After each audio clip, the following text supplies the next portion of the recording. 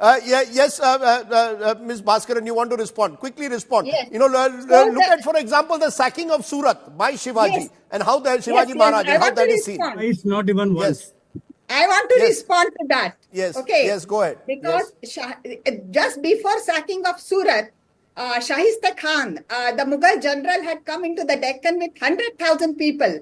And he had stayed put there for several years, destroying the entire revenue system of the Marathas. So it was Shivarai's decision that the Mughal have to pay what they have destroyed. Because when Shivarai came into, he was a Zamindar's son.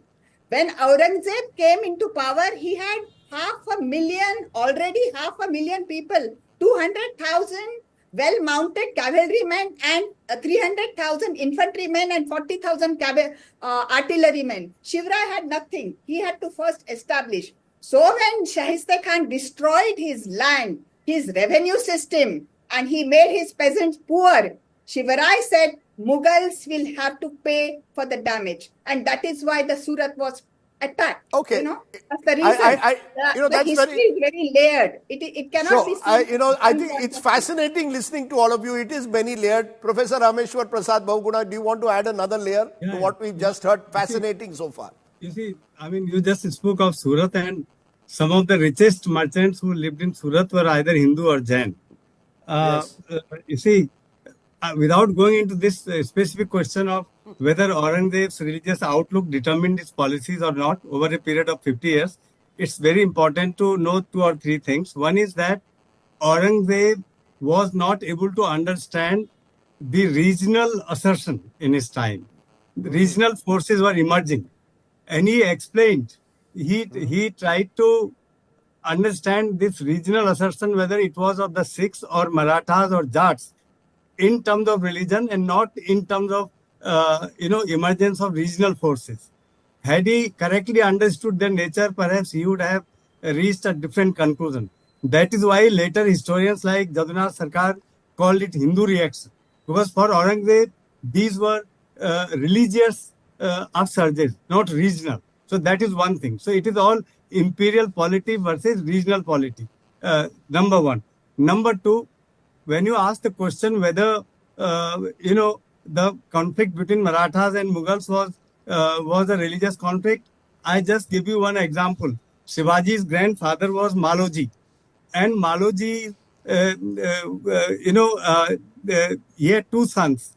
Now he was a great devotee of a Sufi saint in the Deccan, Shah Sharif Ji, and when these 2 sons were born, he believed that they were born because of the divine intercession of Shah Sharif. So the elder son was called Shahji and the other one was called Sharifji. So Shivaji's father was Shahji Bhosle. So you should understand this dimension. After Aurangzeb's death, this is the last point I am making. Shivaji's grandson, Sahuji, not only accepted Mughal Mansab, and not only he was accepted as Chhatrapati by the Mughals, there was a treaty between Balaji Vishwanath, the first Peshwa, and the Mughals. And throughout his life, Chhatrapati Sahuji remained as a Mughal Mansabdar. In the 3rd battle of Panipat, the Marathas were fighting for the Mughal emperor. So, so this whole concept of perpetual Hindu-Muslim conflict, I think, does not hold much water. Very, very interesting the way you all are putting it. That's why I said I think our politicians across the country should be watching this program just to understand the multi-layers of history as it exists. I'll come to you, Shahid Siddiqui, in a moment, but I want to come to the 4th question. How should we see, therefore, Aurangzeb versus Chhatrapati Shambhaji Maharaj? I raise this in the context because this is where the Chhawa factor comes in. The Chief Minister of Maharashtra says the recent troubles are linked to the manner in which Chhawa has angered people about Aurangzeb's torture of Shambhaji Maharaj. How should we see this conflict as well? Mridula Mukherjee, I know you haven't seen the movie, but the fact is that, you see, sometimes cinema also has an impact on people and how they perceive history. It's very easy in cinema to have heroes and villains. And the fact is, and this is historically proven, that Shambhaji Maharaj, Chhatrapati Shambhaji Maharaj was tortured. He was allegedly pressurized to force him to convert. He did not. And eventually died a horrific death. Now that is part of history as well. Therefore, that again now becomes one dominant sub-chapter in the 50, 60 years of Aurangzeb's rule, the half a century of Aurangzeb's rule.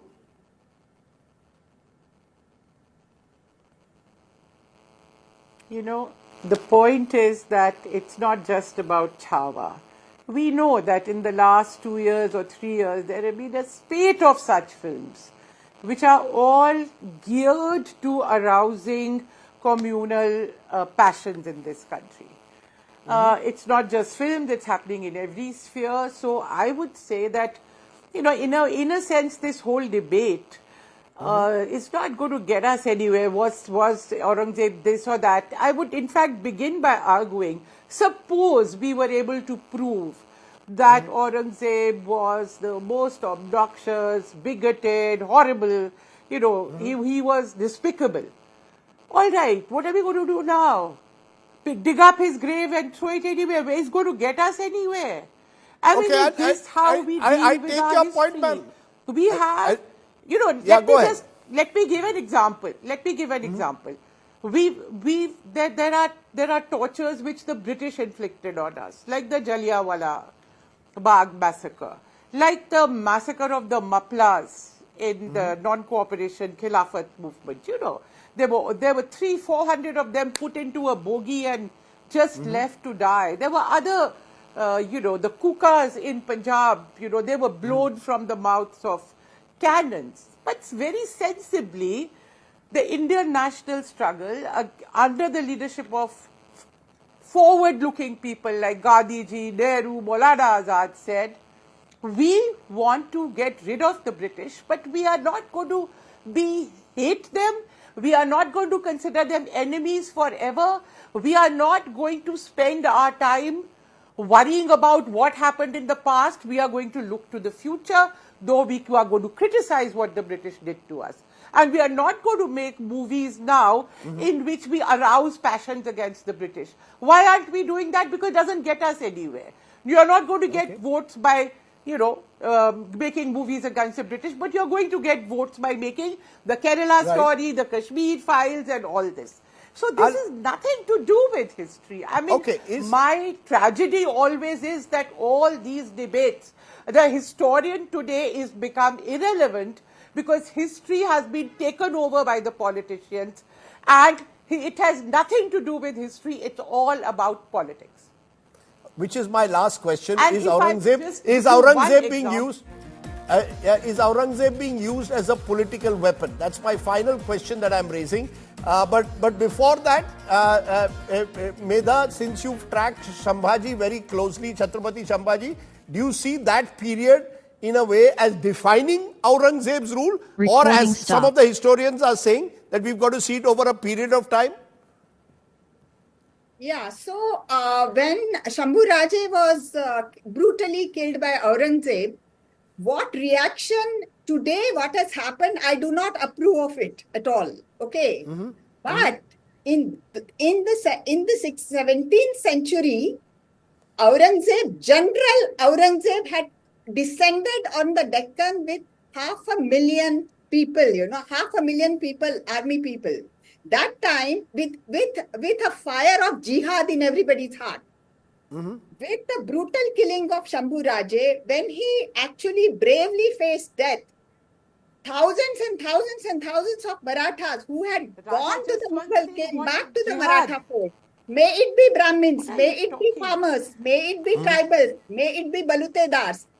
Shambhu Raje's death lit a fire in their heart and they fought so bravely after Shambhu Raje's death for 17 to 18 years that Aurangzeb was a sad old man defeated in the Deccan and who could never win Maratha land. And that Maratha land was protected, you know. So, I therefore have very limited, just a minute. Sentence. Yes, just one sentence, ma'am. Yes, one sentence. So such fire was lit that, as Professor Bahuguna just told us, the Marathas were back in the Mughal court in just a few decades. I mean, what's all this?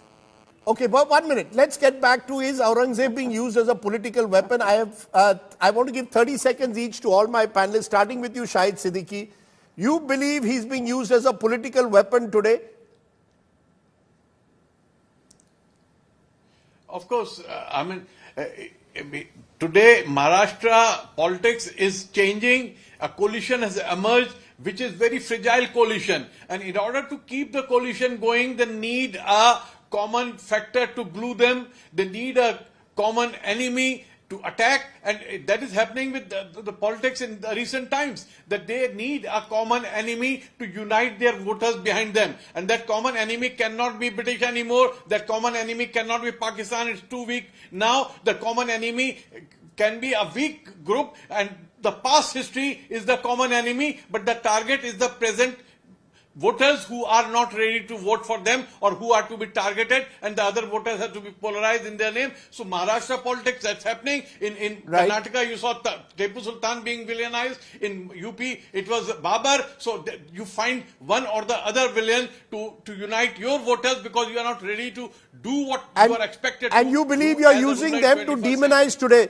You're using them to demonize today's Indian Muslims. Professor Makhanlal, Absolutely. is Aurangzeb, That is the Aurangzeb being dogmatism used? I said Okay.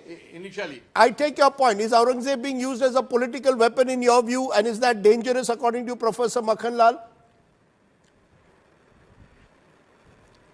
I am very happy with one sentence Professor Badula Mukherjee spoke, and that was, today's history debate has been taken over by politicians and historians have become irrelevant. Wonderful statement, but let us say one thing, who is responsible for this? When you don't write history as history, you write as official history, you write as communal history, you write as secular history, where you are the judge, you are the pleader, you are the one who judges the judgments, then this was out to happen. Had the history been written in correct perspective, people of this country should have been taught what is the real history. History is a past. You have to live with past. You don't have to live in the past. People would have learned that this is history. Then there would have been no demand for removal of this grave. There would have been no demand for having a Teja Mela, having this Mela. That is, I hold historians squarely responsible, playing politics with history. Dr. Ruchika Sharma, have historians they have to fetch Dr. Ruchika Sharma, have historians played politics with history? Absolutely not. I think it's the other way around. Politicians have played politics with history. Historians have been crying hoarse, telling anybody who will listen, who will read, that Aurangzeb should not be judged along communal lines, which is what has been happening for a very long time, because it's a very convenient communal politics that happens for the Hindu right, and they constantly keep fanning this after some time or the other, whether it's the Mughals or whether it's the Aurangzeb, who according to them represents the epitome of this bad Mughal ruler and temple destroyer and this villainous king, so on and so forth. I would think that Aurangzeb needs to be seen as a king. And as long as you're going to only align him with his religion, you are actually using him as a political weapon.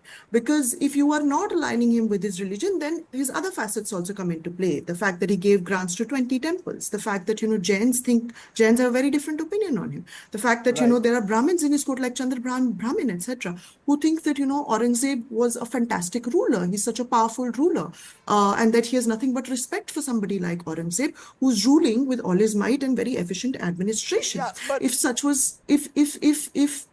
Aurangzeb was truly the religious bigot that most people tend to think that he was, he wouldn't have allowed after the Treaty of Purandar to let Shivaji work under him, actually asking him to go and control the fort of Panhala for the Mughal Empire's benefit, which Shivaji was not able to do. But he was working under the Mughal Empire, I have very as limited many time. Rajputs was. I have very limited time. So, Professor Bahuguna, your final word on that. Has Aurangzeb been used as a political weapon? The fact is he's demonized today. He's demonized in a manner which is being used for political objective. Nobody wants to glorify him. I think that's very clear. I don't think it's about glorifying a person, but do you end up then demonizing him? Actually, Aurangzeb has been used, or rather misused, for political purposes, not just now, but since the colonial times. This image of Aurangzeb was first created by colonial historians, then by some Indian historians like Jadunath Sarkar, who blamed Aurangzeb's religious policy for the downfall of the Mughal Empire. What serious historians have done in the last 60 years or so is to balance history writing and put forward a correct perspective on the decline of the Mughal Empire, where Aurangzeb is to be held responsible in certain ways, but he is not the only cause of his religious policy is not the only cause, not even the primary cause of the decline of the Mughal Empire, and other serious factors, structural factors, social and economic factors come to the fore. So that is what serious historians. I do not know why Professor Makhan Lal is not happy with this new trend, because this new trend is trying to restore the balance. It is. Let me give him. You know, you made, all of you have in a way raised various points. I need to give Professor Makhan Lal a final word as a result. Professor, you've been rather critical of historians more than the politicians. I'm giving you a final word as a result. My final word are for three people. One, the historians, who should learn to write not balanced history, not disbalanced history, not secular history, not communal history, write history as a history. Okay. To the politician, please don't use history in your politics. Stay in politics the way you want. Leave us out, leave the history out. And to the people of this country, through you, I request that please, please, please learn from history, learn the lessons from history, also live with history, don't live in history. Thank you very much. Very well put. Learn to live with history, don't live in history. I think that's a lovely one line on which to end, and I hope that our politicians realize that they are not historians. And when they choose to selectively interpret history to fulfill their political ends, then that is extremely divisive, particularly in a multi-faith society like ours with such a complex, long history. To all my wonderful panelists who've joined me, it's been fascinating listening to you all. I hope, just like all those millions of viewers who've been watching Chhava, at least a few of you also watch this program intently and share it widely. Thanks for watching. Stay well, stay safe. Jai Hind. Namaskar.